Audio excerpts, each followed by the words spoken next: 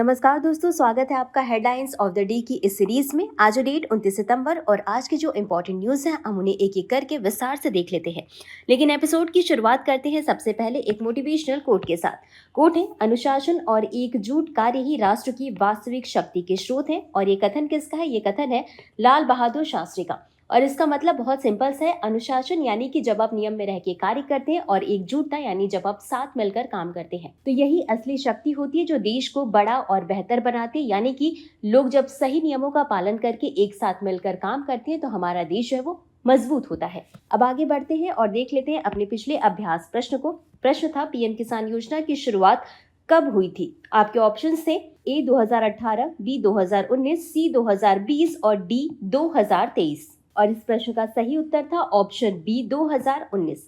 एक बार इसके एक्सप्लेनेशन को देख लेते हैं। अगर पीएम किसान योजना के आरंभ की बात करें तो 2019 में इसे शुरू किया गया था। वहीं इसके नोडल मंत्रालय कृषि एवं किसान कल्याण मंत्रालय है। लक्ष्य छोटे और सीमांत किसानों की वित्तीय जरूरतों को पूरा करना है और इसका क्रियान्वयन क्षेत्र सभी राज्य और केंद्र शासित प्रदेश हैं।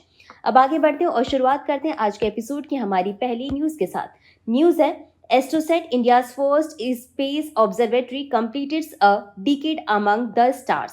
हाल ही में जो भारत की पहली समर्पित अंतरिक्ष खगोल विज्ञान वेधशाला है एस्ट्रोसैट, उसने रविवार को अपने 1 दशक का परिचालन पूरा कर लिया है। बात करें एस्ट्रोसैट की तो इसे 28 सितंबर 2015 को PSLV C30 द्वारा श्रीहरिकोटा से लॉन्च किया गया था। और वहीं बात करें इसके जीवन काल की तो इसका जीवन काल जो है वो 5 वर्ष का था, लेकिन यह 10 साल सफलतापूर्वक ऑपरेट हुआ। अगर इसके प्रमुख उपलब्धियों की बात करें तो ब्लैक होल और न्यूट्रॉन तारों का अध्ययन करना था, प्रोक्सिमा सेंटोरी से लेकर 9.3 अरब प्रकाश वर्ष दूर आकाशगंगा तक अवलोकन, और पहली बार FUV फोटोनों का पता लगाया गया था। आपको बता दें कि इसमें कुल 5 पेलोड्स से कौन कौन से थे, एक बार इनको हम देख लेते हैं। UVIT यानी अल्ट्रा वायलेट इमेजिंग टेलीस्कोप, दूसरा है LAXPC यानी large area x-ray proportional counter, तीसरा है CZTI यानी कैडमियम जिंक टेल्यूराइड इमेजर, चौथा है SXT यानी सॉफ्ट एक्सरे टेलीस्कोप, और पांचवा है आपका SSM यानी स्कैनिंग स्काई मॉनिटर। आपको बता दें कि इस मिशन में इसरो के साथ साथ भारत के प्रमुख विज्ञान संस्थान जिसमें कि IUCAA, TIFR, IIA और RRI ये सभी शामिल थे। इसके साथ ही साथ इसमें कनाडा, ब्रिटेन के संस्थानों की भी भागीदारी देखने को मिली थी। अब आगे बढ़ते हैं अपनी अगली न्यूज की तरफ। न्यूज है, India signals realignment with global south, adopt assertive line on Gaza.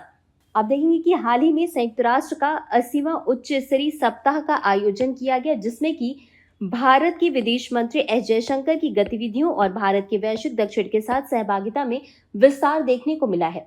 आपको बता दें कि इस बैठक में कुल 30 प्लस द्विपक्षीय देश थे, जिसमें कि आधे से अधिक जो है वो विकासशील देश ही शामिल थे। वहीं इसी के साथ ये जो बहुपक्षीय बैठक है इसमें कई समूह शामिल थे, जैसे कि IBSA और भारत CELAC, L69 और C10 जैसे समूह इसमें शामिल थे, जिन्होंने वैश्विक दक्षिण के मुद्दों पर चर्चा की थी। और इसी के साथ भारत ने संयुक्त राष्ट्र महासभा में जो है कि गाजा पर इजराइल की जो तीखी आलोचना करने वाले कई बयान थे उनका समर्थन भी किया, जो कि इससे पहले के नरम रुख जो भारत अपनाता रहा था उससे काफी अलग देखने को मिला। अभी बीते दिनों अमेरिका ने जो है कि भारत पर के दवा उद्योग पर टैरिफ लगाया, साथ ही साथ व्यापारिक दबाव और वीजा कटौती भी देखने को मिली।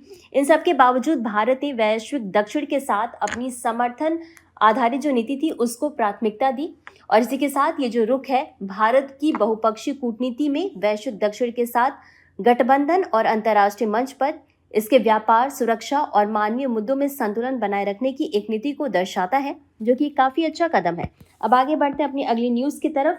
न्यूज है, Himachal cold desert enters UNESCO biosphere reserve list. यानी कि हिमाचल का जो शीत मरुस्थल है यानी कोल्ड डेजर्ट जो है वो यूनेस्को बायोस्फीयर रिजर्व सूची में शामिल हो गया है। अगर इसके विस्तार की बात करें तो लाहौल स्पीति जिले में 7,770 वर्ग किलोमीटर में फैला हुआ है। अब नजर डाल लेते हैं इसकी पारिस्थितिक विशेषता पर।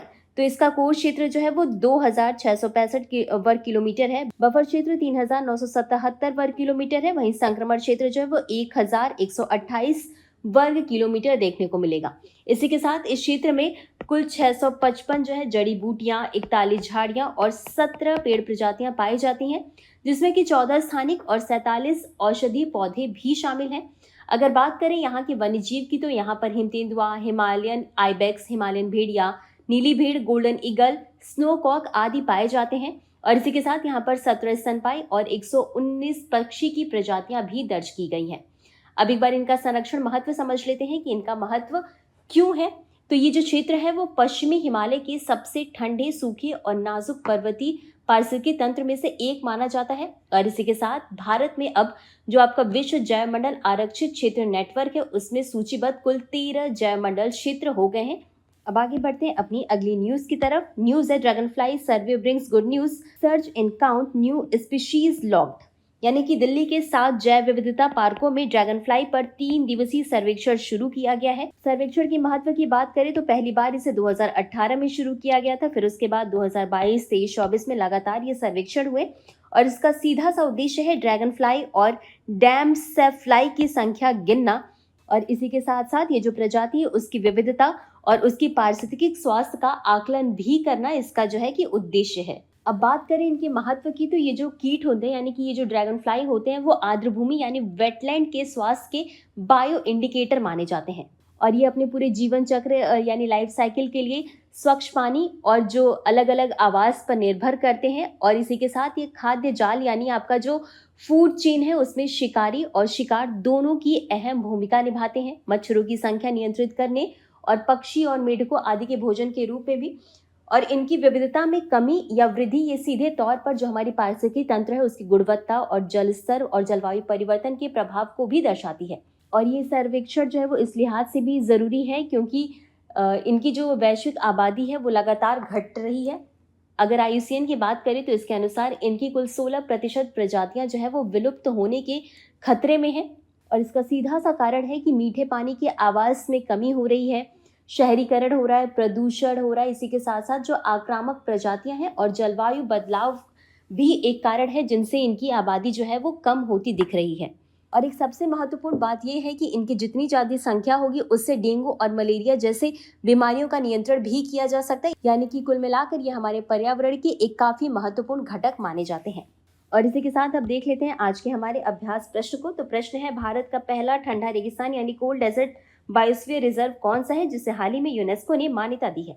आपके ऑप्शन से ए किन्नौर घाटी, बी स्पीति घाटी, सी कुल्लू घाटी या डी देवभूमि घाटी।